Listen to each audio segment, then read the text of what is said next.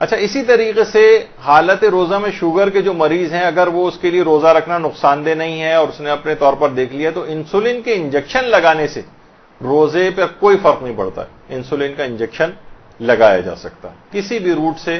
Insulin کا injection چاہے وہ کھال کے نیچے ہو یا عموماً وہیں سے ہی ہوتا ہے، لیکن اور بھی اگر کوئی اس طرح کے ذرائع ہیں تو انسولین کے انجیکشن لگانے سے بہرحال روزے کے اوپر کوئی فرق نہیں پڑتا ہے. بس وہ اپنا اس لحاظ سے دیکھ لے کہ روزہ رکھنا اس کے لیے واجب ہے یا نہیں ہے، یہ کیا مسئلہ ہے، لیکن خود انجیکشن مبتل روزہ نہیں ہے. اچھا، بہت سے لوگ یہ کرتے ہیں، اور مثلا خون کی کمی ہے یا کوئی اور وجوہات ہیں، طاقت کے انجیکشن لگائے جا رہے ہیں، کوئی اور جو کہ غذا کی کمی کو دور کرتے ہیں، طاقت ہی کے لیے لگائے جا رہے ہیں.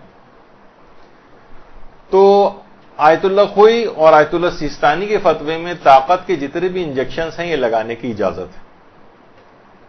طاقت کے انجیکشن بھی حالت روزہ میں لگوائے جا سکتے ہیں.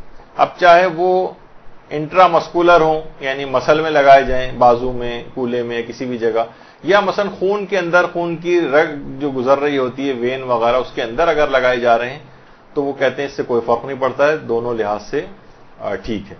البتہ امام خمینی اور رہبر معظم آیت اللہ خامنئی فرماتے ہیں کہ احتیاط واجب کی بنا پر طاقت والے انجیکشن حالت روزہ میں جائز نہیں. تو اس کا ایک احتیاط کی جائے اپنی تقلید کے مطابق.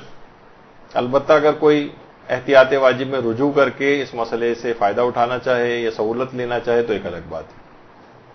اسی طریقے سے حالت روزہ میں ڈرپ لگانے کا بھی مسئلہ ہے. اچھا، چاہے وہ ڈرپ عام طور پر ڈرپ دوا کی بھی ہو سکتی ہے، غذائی کمی کو دور کرنے والی ڈرپس بھی آتی ہیں، طاقت والی ڈرپس بھی آتی ہیں، مثلا گلوکوز کی اور سیلائن کی، یا اس طرح سے کوئی بھی چیز کے جسم کے اندر پانی پہنچ جائے اور غذائی کمی دور ہو جائے، یا کوئی بھی اس طرح کی چیز یا طاقت آ جائے. تو یہاں بھی وہی طاقت والے انجیکشنز کا مسئلہ ہے. آیت اللہ خوئی اور آقا سیستانی کے فتوے میں جائز ہے، اور امام خمینی اور آیت اللہ خامنئی احتیاط واجب کی بنا پر اس کو جائز نہیں سمجھتے اور مبتل روزہ بھی سمجھتے ہیں.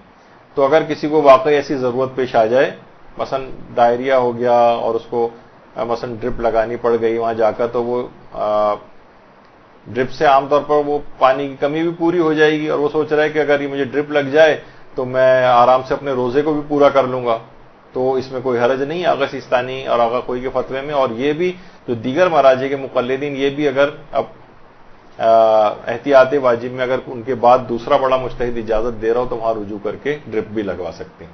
برحمتك يا أرحم الراحمين وصلى الله على محمد وآله الطاهرين.